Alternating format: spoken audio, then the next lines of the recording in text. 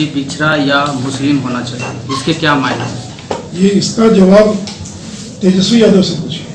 तो हमसे क्या पूछ रहे हैं भाई, हम तो दूसरे गठबंधन के, हमारे तो मुख्यमंत्री के उम्मीदवार हैं नीतीश कुमार, तो इसका जवाब तो वही ना देंगे। उनके गठबंधन के अंदर कौन है, तो ये राजद के लोग और कांग्रेस के लोग देंगे ना। हम सर वो बिहार के सीएम बोल रहे, महागठबंधन के नहीं बोल रहे हैं। तो महागठबंधन के उनका जब होगा वो वही ना, माँ प्यार का जीतेगा तो सीएम बनेगा जी। अभी उनके गठबंधन का कोई एक नेता होगा, अगर मान लीजिए उनको बहुमत आ गया तो वही ना होगा सीएम। इसलिए इसका जवाब तो राजद के लोग देंगे, कांग्रेस के लोग देंगे, हम लोग से क्या जवाब दे सकते? इसकी संभावना है सर? तो हम लोग का एक ही जवाब है कि हमारे राष्ट्रीय अध्यक्ष जी ने नीतीश कुमार जी को मुख्यमंत्री घोषित कर दिया, यानी उम्मीदवार घोषित कर दिया। अगला चुनाव भी उन्हीं के नेतृत्व में भाजपा जदयू लोजपा गठबंधन चुनाव लड़ेगा और हमारी सरकार बनती है तो नीतीश कुमार पुनः बिहार के मुख्यमंत्री। सर आपने कहा है संभावना, सर बोलिए। जी जी सर। और कोई सवाल किसी को? संयम है कोतवाल तो डर का आएगा। तो जब अपनी पार्टी की सरकार एक एमएलए जिता के, यानी एक एमएलए, इस पर इतना कूद रहे हैं जैसे लगता है कि आसमान हासिल कर लिए। तो सीबीआई को उसको देखना चाहिए और हम सीबीआई से ही आग्रह करेंगे। एक और तो वह हाईकोर्ट में याचिका दाखिल करते हैं कि हम बीमार हैं, अस्वस्थ हैं, इसे हमको रिहा कर दिया जाए। और दूसरी ओर जब सैया कोतवाल बन गई तो वो दरबार लगा रहे हैं, इसलिए सीबीआई को हाईकोर्ट की नोटिस में इस बात को लाना चाहिए कि ये कैदी को कैदी के रूप में रहना चाहिए।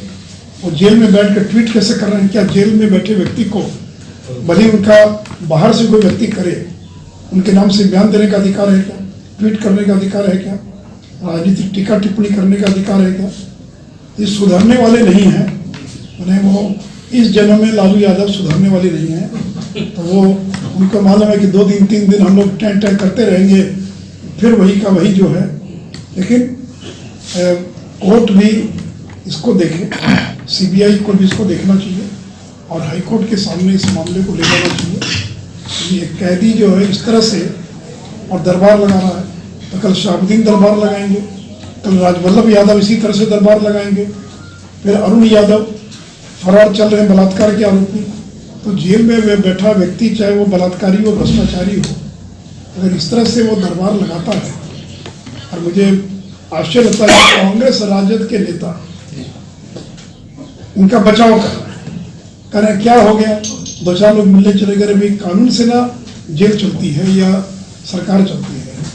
तो इसलिए हेमंत सोरेन की सरकार को देखना चाहिए कि कोई भी कानून का उल्लंघन न करे। यह दायित्व तो वहाँ की सरकार का बनता है। कोई देश नौकरी देने के लिए किसी अन्य देश के नागरिक को अनुमति नहीं दे सकती है कि वहाँ नौकरी नहीं मिल रही है, गरीबी है, तो आप आ जाएंगे यहाँ पर।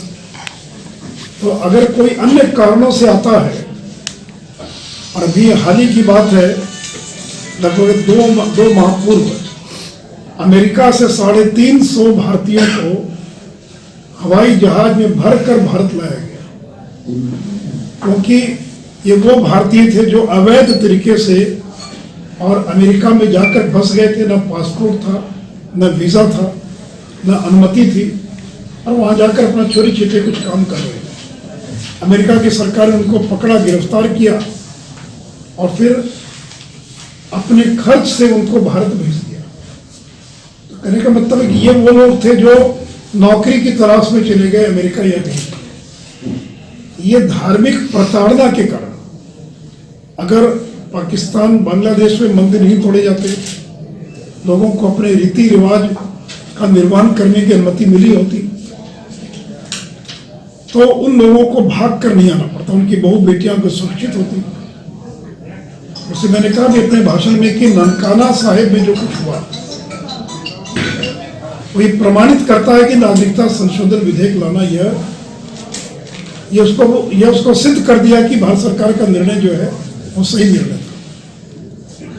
और जो लोग सवाल उठाते हैं कि पाकिस्तान में कहाँ अल्पसंख्यक समुदाय के लोगों पर अत्याचार हो रहा है, तो पुरानी बातें लोगों को विस्मरण हो जाती है। ये तो जीता जागता 4 दिन पहले की घटना है। एक सिख समुदाय की लड़की का अपहरण किया गया, धर्मांतरण किया गया, जब उससे शादी की गई, गुरुद्वारे को घेर लिया गया और धमकी दी कि गुरुद्वारे को तोड़कर वहाँ मस्जिद बना देंगे। ये कोई एक घटना नहीं है। तो मित्रों, जो एक भ्रम पैदा किया, इसमें अपने मुस्लिम भाइयों से मैं अपील करूंगा, ये किसी को देश से निकालने का कानून नहीं है। ये देश में जो लोग धार्मिक कर्मों से आ गए उनको नागरिकता देने का और ये कानून है। और एनआरसी के बारे में प्रधानमंत्री जी ने स्पष्ट कर दिया है कि अभी इसकी कोई चर्चा भी नहीं हुई है, इसके बारे में मंत्रिपरिषद में कोई बहस नहीं हुई, कोई निर्णय नहीं हुआ है। तो जब एनआरसी अभी तत्काल कोई विषय ही नहीं है, लेकिन एक प्रचार कर दिया गया है गरीबों में, कुछ वर्ग विशेष के लोगों में, आपको लाइन में खड़ा होना पड़ेगा, आपको प्रमाण देना पड़ेगा। तो मैं आश्वस्त करना चाहूंगा, चाहे वो हिंदू हो या मुसलमान, किसी को कोई दस्तावेज, कोई प्रमाण देने की आवश्यकता नहीं है। जो भारत के नागरिक है, जो भारत में पैदा हुए हैं, उनको किसी प्रकार का कोई दस्तावेज, कोई प्रमाण, कोई बर्थ सर्टिफिकेट, कोई राशन कार्ड, किसी प्रकार के दस्तावेज और प्रमाण की उनको कोई आवश्यकता नहीं है। और अभी तो एनआरसी की बात ही नहीं है, इसलिए जिस चीज की बात ही नहीं है उसके बारे में हवा खड़ा करना बिना जाने बुझे। इसलिए जैसा लोगों ने कहा कि नरेंद्र मोदी जी की सरकार ने पिछले 6 महीनों के भीतर जिस तेजी से काम किया, धारा 370 को खत्म कर दिया गया, उस समय भी प्रचार किया गया, क्योंकि कश्मीर मुस्लिम बहुसंख्यक राज्य है, इसलिए जो कश्मीर धारा 370 को खत्म कर दिया गया। उनको ये नहीं बताया गया कि 370 संविधान की एक अस्थायी धारा थी, उसमें लिखा हुआ कि यह एक टेम्परेरी प्रोविजन है। टेम्परेरी का मतलब है कुछ समय के लिए वो प्रोविजन है, वो हमेशा के लिए प्रोविजन नहीं है। राम जन्मभूमि का फैसला आ गया सुप्रीम कोर्ट के द्वारा, तो ये जानबूझकर लोगों को भड़काया गया, दंगा कराने का प्रयास किया गया।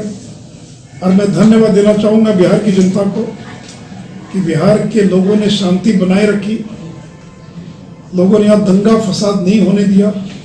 इक्का दुक्का घटना छोड़कर पूरे बिहार में अमन, शांति और चैन बना रहा।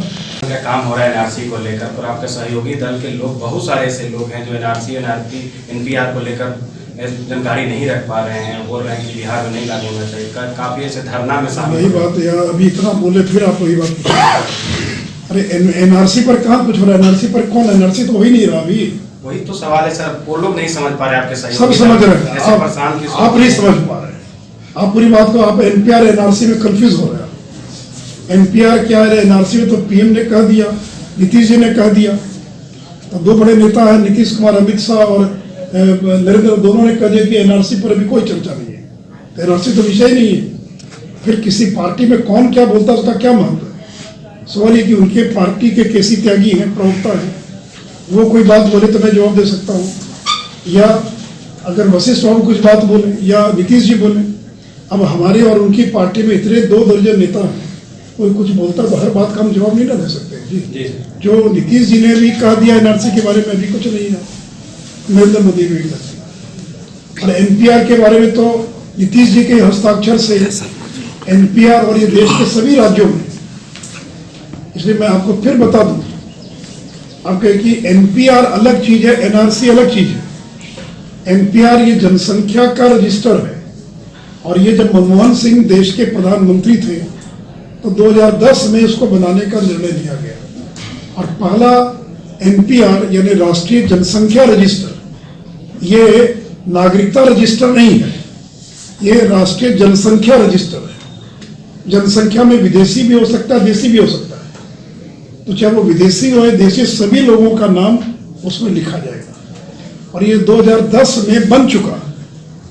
2011 में जो जनगणना हुई उसके साथ में राष्ट्रीय जनसंख्या रजिस्टर का निर्माण किया जा चुका है। ये कोई नई बार, पहली बार नहीं हो रहा है, बिहार में भी हो चुका है। और 2020 में उसको अपडेट किया जाएगा, यानी अद्यतन किया जाएगा। अगर किसी ने पिछले बार जो सूचना दी उन्हें कोई सुधार करना है, किसी के घर में कोई पैदा हो गया उसको जोड़ना है, मर गया तो घटाना है, या पिछले बार जो आपसे सूचना दी उसमें कुछ कमी रह गई उसको ठीक करना है। ये अद्यतन किया जाएगा, नए सिरे से कोई रजिस्टर जो है ये बनाया नहीं जाएगा। ये जो मनमोहन सिंह की सरकार का निर्णय था NPR, राष्ट्रीय जनसंख्या, और इसमें कोई दस्तावेज मांगा नहीं जाएगा। जो आप कह देंगे वही वो लिख लेंगे, उनका काम है केवल पूछा जाएगा, वो जो बोलेंगे वो लिखा जाएगा। इसमें किसी तरह का प्रमाण, सर्टिफिकेट, दस्तावेज कोई चीज आपको नहीं देना है। इसमें NPR जो है ये मनमोहन सिंह और चिदम्बरम के समय में 2009-10 में, ये 2010 में निर्णय हुआ और बनाने का काम चालू हुआ, बन गया। आज में 119 करोड़ लोग उस NPR में उनका नाम दर्ज है। वही काम जनगणना के साथ होता है, ये सेंसस का एक हिस्सा है। तो जब जनगणना होगी देश में, और उसके पहले 1 साल पहले जनगणना का एक हिस्सा है घर घर जाकर लिस्ट बनाना, यानी जो मास्टर जाएगा उसको 120 घर एक प्रगणक को दिया जाएगा। प्रगणक यानी जो गणना करने वाला है, 120 घर एक व्यक्ति को दिया जाएगा। तो वह 1 अप्रैल से लेकर 30 सितंबर के बीच में उसको जो 120 घर का नक्शा दिया गया है, वो एक एक घर पर जाएगा, घर के बाहर वो नंबर देगा, ताकि जब दोबारा वो आएगा 1 साल के बाद तो उसको मालूम रहे कि कौन सा घर है, इसमें कितना तल्ला है, कितना परिवार रहता है, और कुछ जानकारी होगी। इसको कहते हैं मकानों का सूचीकरण, मकानों की लिस्टिंग और मकानों की गणना। इसी के साथ ये राष्ट्रीय जनसंख्या रजिस्टर को भी अपडेट किया जाएगा। और फिर 1 साल के बाद 2021 में वही मास्टर फिर आएगा, उसी आदमी को जाना है, और वो फिर आदमी जाकर और जो जानकारी प्राप्त करना है, कितने सदस्य हैं, साक्षर है, निरक्षर, वो सारी चीज़ों को करेगा। तो NPR लोग कंफ्यूज कर जाते हैं NPR और NRC, क्योंकि NPR की चर्चा अभी शुरू हुई 10 दिन पहले। तो NPR जो है इसको नागरिकता से कोई संबंध नहीं, इसमें विदेशी हो देशी हो सभी लोगों का नाम इसमें दर्ज होगा, दर्ज है पहले से। जो नए लोग होंगे उनका नाम उसमें जोड़ दिया जाएगा। तो NPR और ये चाहे वो ममता बनर्जी हो या पिनियारी हो, कोई भी इसको रोक नहीं सकता है, क्योंकि पूरे देश में हर राज्य ने नोटिफाई कर दिया और जनगणना के साथ उस काम को किया जाना है। इसलिए NRC की अभी कोई चर्चा नहीं है। नंबर 1, NPR वही काम है जो काम कांग्रेस ने किया, उसी काम को हम अपडेट करने का काम कर रहे हैं। और नागरिकता और संशोधन बिल क्या वो आप भी जान रहे, और मैंने उसके बारे में आपको विस्तार से बता दिया। सर, आज तक हम लोगों ने कभी कोई भेदभाव नहीं किया है। बिहार में तो 2005 से हम लोग सरकार में, लगभग 12-13 साल हम लोग सरकार में, BJP JDU की सरकार है। एक भी कोई कार्यक्रम, एक भी कोई ऐसी चीज की सरकार के द्वारा कोई भेदभाव किया गया होगा। और मैं तो चुनौती देता हूँ कि राजद कांग्रेस की तुलना में हम लोगों ने ज़्यादा विकास का काम, ज़्यादा जो अक़लियत के लोग हैं उनके विकास पर हम लोगों ने ज़्यादा पैसा खर्च किया है। तो इसलिए ये भ्रम का जाल दूर हो जाएगा, काफ़ी हद तक दूर हो गया है। और ये जो दौरे चल रहे हैं और जनसंपर्क अभियान जो चल रहा है, हम लोग घर घर जाकर लोगों को पूरी जानकारी देंगे। तो मुझे पूरा विश्वास है कि लोगों ने इसको स्वीकार किया है, लोगों को मालूम पड़ा है कि नहीं ये उचित है, इसमें कोई भी चीज़ असंवैधानिक नहीं है, कोई भी गलत नहीं है।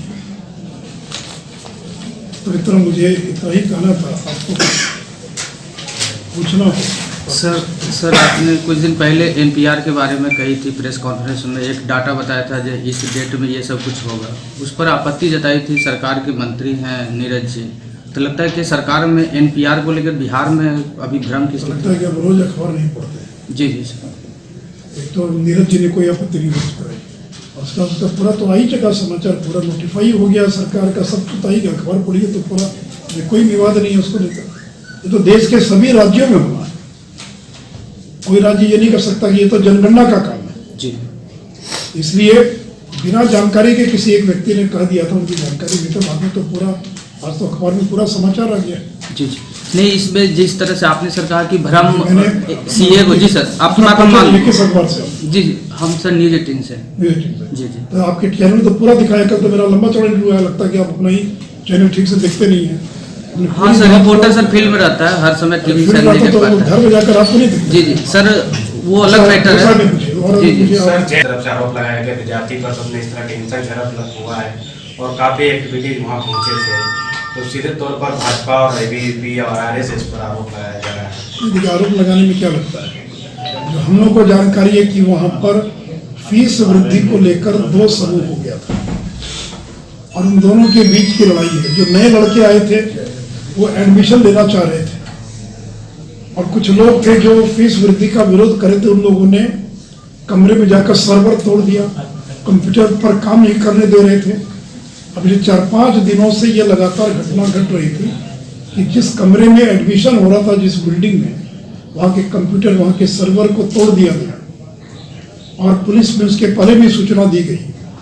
और जो नए लड़के आ रहे थे एडमिशन के लिए, उनका कहना था भाई कि हमारा एडमिशन होना चाहिए। इन्हीं सब बातों को लेकर कुछ विवाद हुआ।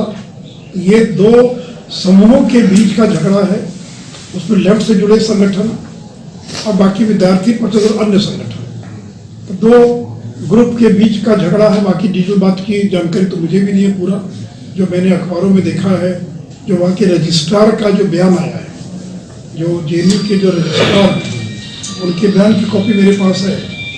उसमें उन्होंने दिया है कि पिछले 4-5 दिनों से एडमिशन में लोग बाधा पैदा कर रहे थे और बार बार जाकर जो सर्वर होता है कंप्यूटर का, उसको तोड़ दिया गया, कंप्यूटर को तोड़ दिया गया।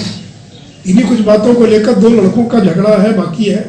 लेकिन जो भी है वो दुर्भाग्यपूर्ण है और केंद्र की सरकार ने भी कहा है कि जो भी दोषी होंगे उन पर कड़ी से कड़ी कार्रवाई की जाएगी। तो विश्वविद्यालयों के कैंपस में हिंसा नहीं होनी चाहिए। हम हिंसा के विरोधी हैं कि कोई हिंसक घटना होती है, तो जो भी दोषी हो, उधर के हो या उधर के हो, पुलिस उन पर कार्रवाई करेगी, पुलिस को लोगों पर कार्रवाई करेगी। सर पूरे बिहार में जन जागरण का हम तो अभी देख ही नहीं, घर जो लौटेंगे तो अभी लगता है 1-8 घंटा पहले आया होगा, तो अगर आया तो हम क्या बोल सकते हैं।